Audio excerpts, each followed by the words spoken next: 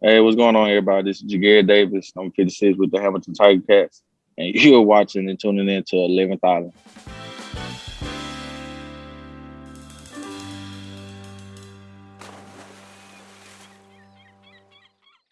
Joining us now on the program, second take because I forgot to record. Jagger Davis, Hamilton Ticats defensive end. Welcome to the island.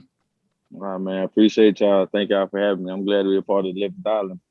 Thank you for coming on. We really appreciate it. So start off, after some delays, you were able to rejoin your teammates on the field for training camp. What's that been like? It's been a blessing, honestly. Like just knowing the words went through it over the past year and a half, and with us having our season councils of last year, and what I'm saying, have it really up in the air up to really a few months ago. So just to be able to go through all the hassle, being able to cross the border, and just reunite with the team, like it's a blessing. Mm-hmm. And you just mentioned a couple months ago, or a few months ago, you found out this is going to happen. So that must be a crazy timeline where you're running around getting ready to come back to Canada, and then you're getting ready for a training camp that is shortened, so it's more intense. And in between there, you just have to go sit in this hotel room in quarantine. What was that like? It was a crazy, was really bizarre kind of few months. Honestly, like you said, everybody was training, but you training with the what if factor. Like it's a possibility that we might not have a season. So I'm training and with in the back of my mind knowing like I'm doing all this possibly for nothing. So then to finally get that call, get those emails coming in, get that confirmation, like, okay, now I got to turn up. Now I got to really lock in and just know what I'm saying, fine tune everything and really get ready to go. Like I really packed all my bags the day of my flight. Woke up early that morning just to catch a flight to come back. Yeah. Now, can you recall the specific moment when you found out the CFL was going to return? Yes, I can. I was actually sitting at home with my nieces when I got that call from Simone. As a matter of fact, Simone comment like, "We back, we strapped in." So I like that's, you know what I'm saying. It was really a sigh of relief. You know what I'm saying, just to hear like finally, you know what I'm saying, a sense of normalcy is starting to, you know what I'm saying, to come back really, not only just to us, but, you know what I'm saying, to the world. Because everybody's been going through, you know what I'm saying, the changes that COVID has caused us. Was it a big relief that the season was going to happen? Like, was there concern the CFL might not be coming back at all? It was, honestly, it was in the back of my mind, not on my mind, but a lot of players' mind. And like you said, you never know. Something as catastrophic as this, nobody could have planned for it. And especially with the CFL, like it's big on having the fans in the stands. Like, you know what I'm saying? That's a big part of, you know what I'm saying, revenue that's being brought in. So not the possibility of that not happening was, you know what I'm saying, tremendous. Like even now, like as y'all know, Canada is still slowly opening back up and, you know what I'm saying, allow places to actually hold a certain amount, like a certain percentage of people into their establishment. So it's even the same with football games. And now that you're back on the field, how's the chemistry with the players starting to form? Oh, it's great, man. Like we got a wonderful group of guys, man. Like across the board. Like this is definitely one of the most talented teams I've been blessed to be a part of, and I've been a part of some phenomenal teams. So, and you just seeing the continuity and watching the guys pick each other up, giving pep talks, hold each other accountable. Like that's the stuff that makes, championship caliber teams. And you spoke about talking to Simone Lawrence, who told you that the league was coming back. Was there a lot of communication with the team during the time off? Almost definitely. Like me and Simone is close. The whole D line, we all in one big group chat because it's like a brotherhood. So we always check up on each other, seeing how the family is doing, seeing how each other's mental capacity is doing, because that's a thing that a lot of people, you know what I'm saying, sweep under the rug because we big grown men that play a physical sport, so they don't really focus on the mental side of the game. So really checking that like it was big. And during the offseason, you chose not to or you chose not to go to free agency, and you re-signed with Hamilton. Was that an easy decision to make? It was. Honestly, it was. It was. For me, I feel I have an unfinished business. Like, my number one goal coming here was to win another Grey Cup. and being blessed to been a 4 Grey Cup straight. Like I feel like this team is right there on the cusp, but like just has to take that step forward and cross the threshold to greatness. And I feel we're there. We just got to continue growing, building. You know what I'm saying? And just picking each other up and pushing each other to what we're trying to accomplish. Speaking of the Grey Cup, Hamilton's hosting the Grey Cup this year, and you guys are also the favorites to win it all. So what's that like for the team? The fact that it's being hosted here, Mhm. like how often do a kind of team actually play in their hometown for the Grey Cup? But more importantly for us, we don't even pay attention to us being the favorites. We know we got a lot of work to do. We know it's not gonna come easy. It's not gonna be no push-ups. It's not gonna be no cakewalk. So if we want to be the ones holding up the Grey Cup in our hometown, we really gonna have to come in and put the work in. Mm-hmm. And Simone was talking about, I heard him say, like, we're not focused on the Grey Cup. We're taking this, our culture is one day at a time. What does that mindset look like for you? For me, it's very similar to that. Like I never look too forward into the future. Like my mindset is make the best of this day, make the best of this second, the best of this minute, because tomorrow's not promised. So I'm gonna maximize all my abilities for today just to make myself that 1% better today. So for tomorrow, keep adding 1%, 1%, 1%. You stack it on top of each other. By the time you get to that game, that's a lot of percent that's gonna be working in your favor. And I'm sure that makes things a lot better when you have such a condensed training camp. It's so stressful. A season's on the way, and it's just, if you can stop and say, you know what, we're going to focus on today. How does that help? It helps a lot, especially when in training camp, like these days get long, they get like mushed together. So just knowing that we have something to lock in on, something to focus on, something to keep us in the game. Like, you know what I'm saying? These days, being in meetings all day and when I had beating your bodies up, like you have those days when like, man, I'd rather just take the day off. But when you have like something you can lock in on, it helps a lot. For sure. Now, in all 4 of your CFL seasons, you've never not been to the Grey Cup. What's that like? It's a blessing, honestly. Like when I really sit back and think about it, like I've never had a season where I lost more than 4 games in a season. Like that's, you know what I'm saying? That's rarely heard of. So just to be able to know year in, year out, I'm competing for the highest, you know what I'm saying, the highest notification, the highest honor in this league to host that Grey Cup, like it's unreal. Like most guys never get the opportunity to play for one major, you know what I'm saying, championship game. So for me to be able to go 4 times in a row, like it's kind of surreal. Does that past experience help you take on a leadership role with the team? Most definitely, like especially like this is year 9 for me professionally. So I'm one of the old heads in the locker room now. So it's a lot of young guys. I was talking with one of my teammates earlier. Like he's some of the guys on the team who was born in '98. I'm like, man, when I was in '98, I was 8. I was running around like a madman. So it means a lot when I can give back a lot of knowledge I've gained over my year, especially going into the Grey Cup. Everything we experienced, the highs and lows of that year, and just to give back so it won't happen again.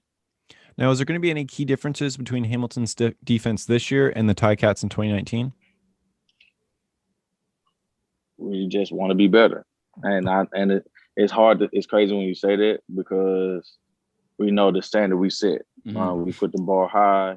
We know we're trying to be arguably the best defense in history, and that same mindset is the same. And no matter who's out there on the field, you have to play like you're the best guy at your position. And that's how we hold each other accountable, regardless. Because my mindset, how I approach it, I want to be the worst person on my team, on the field for my team. Because if I'm the worst person, then I think we're in a very great spot. That's for awesome. sure. Now, with all the retirements and the fresh faces coming into the league, as a defense, you got to prepare for the offenses. Has there been a lot of looking at new tape, changing the playbook a bit in all these meetings? The tape is really the same. I mean, you have bits and pieces that might be plugged in. And as far as the playbook, it's similar. Like Mm. it have little nuances here and there where like, because I mean you can never not learn more, grow and be better. So after watching plenty of film and seeing critiquing yourself and find ways you can, you know what I'm saying, better the team.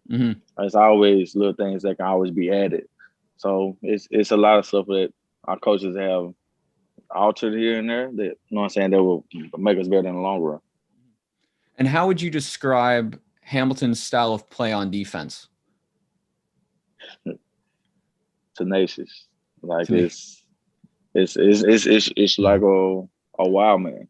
Like you have 12 guys out there all playing with their hair on fire, all have that same hunger, all have that same mindset of like, I'm not gonna let you outwork me. I'm not gonna let you get the better of me. And if everybody win they one-on-one battles collectively, it turns out to be a great day. Who do you think is the most underrated player on Hamilton's defense that people are really going to take note of this year? Ooh, that's big. We have so many guys like it. If I start up front, I say Malden or Hauser. If I go linebacker, we got Pat Nelson, a young guy that just came in. We got Allison, a young guy just came in. If I go secondary, it's a slew of secondary. We got Rowe that came back. We got Lawrence who's taking on the role of around Devin Bro's old number. So I expect a lot out of him. Then we added my old teammate Deontay Evans, who's I feel is gonna come back and have another breakout year. So I mean, across the board, I feel we really gonna be in a great shape. And we got a young guy at our Sam Kelly who's looking real good. Sounds dangerous. Yes. It is. Now, there's also an open quarterback battle in camp, and each player has openly downplayed any tension, said that they're all in whatever's best for the team. So does that really help the squad mentality-wise when two of your leaders are just all in for the team and put personal goals aside? By all means. I mean, like you said, they are the leaders, overall leaders of the team. And for them to, you know what I'm saying, put the team before their own personal goals, for their own vendettas. And I laugh and joke with Dane and Masoli all day, every day. And you would never thought they was out here battling for who would be the starter for the year. And because that's not how they see it. They always look, I know what I'm saying, I see this, I think you should do this, you know what I'm saying? That's how I looked at it. Okay, cool. So they always helping each other, critiquing each other's game to be the best, because the ultimate goal is to win. All we want to do is win a Grey Cup. But outside of the championships and the wins, are there any personal goals for you coming off your best professional year to date? I do my last year, honestly. Like it's not, and it's crazy when I say that because I've statistically kind of always do better.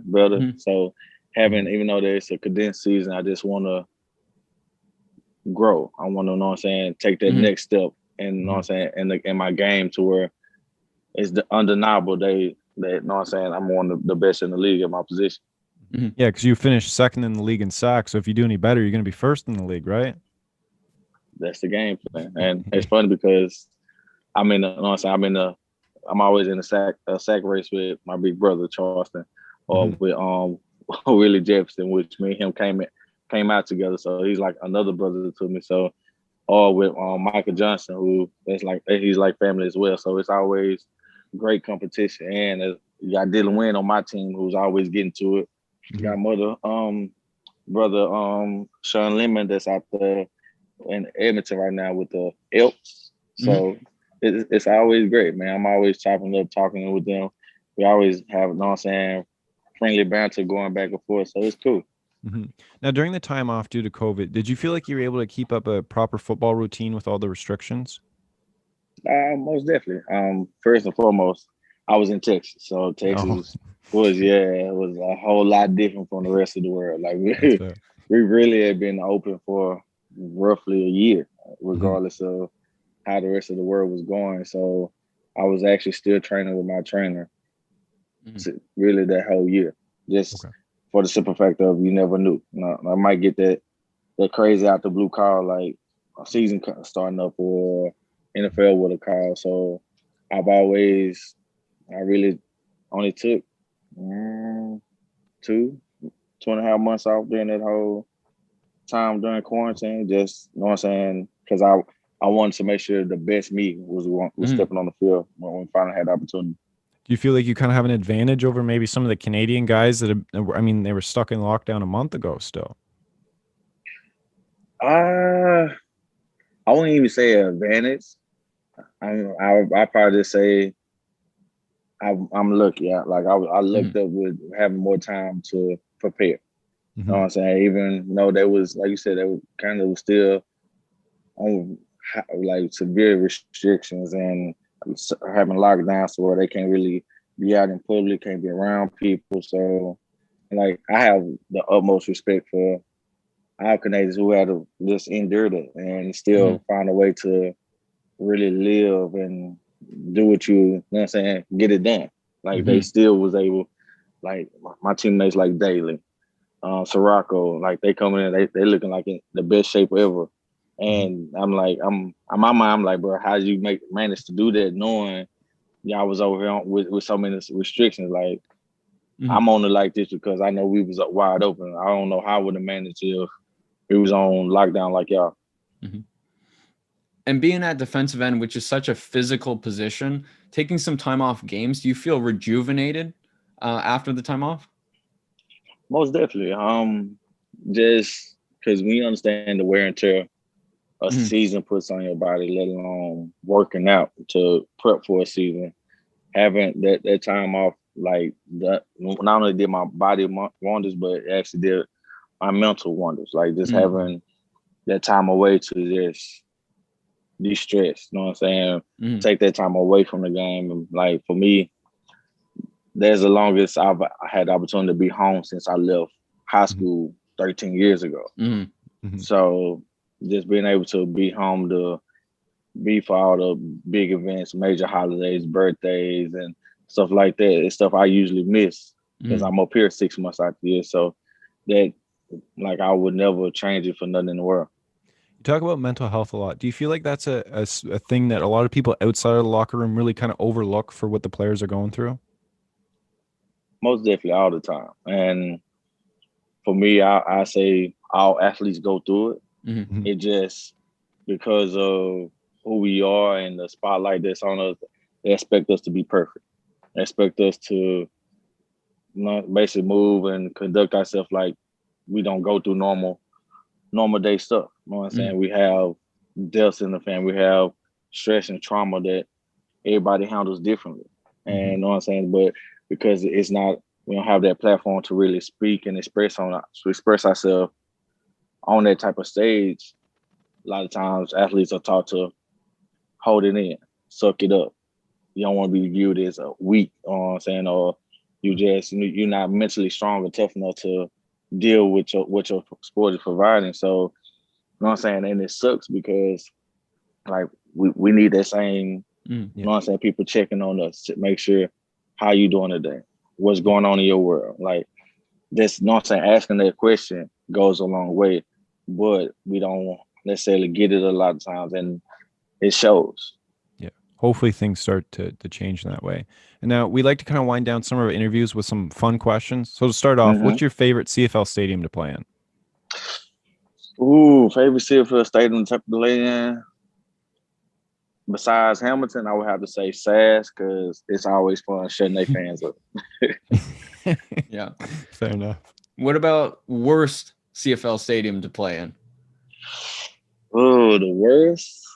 I would have to probably go with possibly Toronto because in one day end zones they had like half grass, half turf field, so you be slipping all the time. Like, yeah, that's a headache.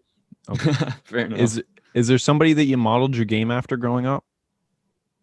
My favorite player that I idolized growing up was Lawrence Taylor, which is why I wear number 56. And just his tenacity and ferociousness and relentless to get to the quarterback and create havoc on the field is what I model my game after. But as far as like my rushing style and technique, I just wanted to put my express me, show me. Mm-hmm. Sure. Now walk us through your pregame routine. My pregame routine. It's funny because I don't really have one. Like Okay. I wake up, I say a prayer, be thankful, then I'm really that's it. Enjoying the day. Leading up to the game. I talk to my daughter. She just, laugh and joke with her for a little while. I might text my brother or he'll send me like a motivational speech before the game. But the one thing that I say that's ritual that I just look forward to is my mother always sends me a text before the game. You know what I'm saying? She's saying how proud of me she is. She says a prayer for me, and she says, you know what I'm saying, my ultimate fan. And she lets me know, go have fun and do you. Mm-hmm. That's awesome. Now, how important has family been to your football career? Um, everything, honestly. They're who I do it for. Like I said, my mother is like I was raised in a single parent home by my mom. She raised me and my two siblings, older brother and younger sister. So it was always a very close knit family. And sports was one thing that we always brought us closer. Mm. And just being able to compete and, you know what I'm saying, uplift one another and push it and see each other excel was everything. And see the expression on my mom's face, making her proud, watching her, you know what I'm saying, going out her way to make sure she made it to all our games was everything. And for me, being able to make it to the highest level, complete, be a professional athlete for me was everything for me because I looked up to my brother. Brother was like my idol, the guy I wanted to be like. And when he was not blessed with the opportunity to make it, I was like, I want to make it for him. I want to make it to show him, like, you know what I'm saying, we made it. I'm here because of you. Mm-hmm. And for my sister, like, I wanted to show her that anything is possible, regardless of where we came from. You just had to, you know what I'm saying, make the sacrifice to be committed, and, you know what I'm saying, put your mind to it. That's nice. Now, is there any non-sports hobbies that you picked up during your time off because of COVID? Non-sports hobbies. The biggest thing right now, well, I definitely have to say is continuing, like, pushing my brand. I have two shoes out right now. I actually have a whole new shoe coming out soon in the upcoming months.